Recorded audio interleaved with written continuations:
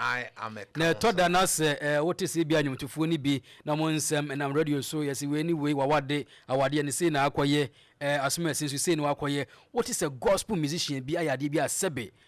eni nyame mu a aya fa ne sei ya enye de but enye omu nyina nso na bi kra woni wo moda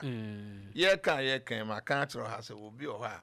nenwuma woto on the auto no all right but na brabo no there is nothing Christian about it but what me kan tense onya anwum ne to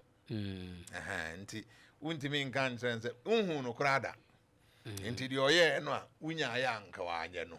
ukra no wa enhu no no ye nti ubendai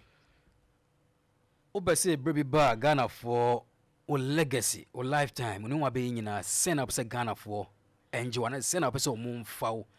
in some years to come and yes some years kra me jamachi e de agyan kirema efrinde nti minim say what Mark Abraham singer like yes Mark yes Abraham aye kwesi de ya ye bebe mu pa na awuremu yes ye launch e wo crofrom baby a gas ne hye no baby a gas station ne hye no e hwa